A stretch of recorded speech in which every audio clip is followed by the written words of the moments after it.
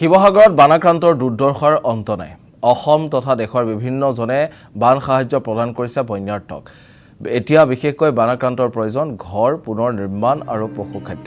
শিৱসাগৰ বানাক্ৰান্তক গৃহ নিৰ্মাণৰ বাবে বাঁহ টিনপাত আদিৰে সহায় কৰিবলৈ জনাইছে আহ্বান। বীৰ লাচিত সেনাৰ নেতা শৃংখল চলিহাৰ এই আহ্বান। লগতে পশুৰ বাবে খাদ্য যোগান ধৰিবলৈ শৃংখল চলিহাই জনাইছে আহ্বান।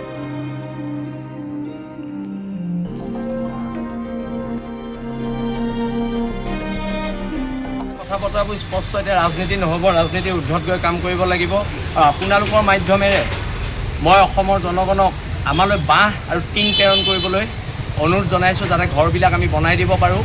বাঁহ আৰু টিঙৰ খুব প্ৰয়োজনীয়তা আছে এতিয়া শিৱসাগৰত, আৰু লগতে কেৰাহীজাতীয় হেতা, যিখিনি দৈনন্দিন জীৱনত ব্যৱহাৰ সেইখিনি বস্তু খুব অভাৱ হৈছে, আৰু বিশেষকৈ মানুহক শুবৰ কাৰণে পুলিৰ অভাৱ হৈছে। এতিয়া আপোনালোকে অসমৰ বিভিন্ন জিলাৰ পৰা শিৱসাগৰক যিখিনি সহায় কৰি আছে, তাৰ বাবে আমি শিৱসাগৰীয়া হিচাপে ধন্যবাদ জ্ঞাপন কৰিছোঁ। আৰু এই বস্তুখিনিৰ ওপৰতো যাতে আপোনালোকে গুৰুত্ব দিয়ে, সকলোৱে সহায় কৰে।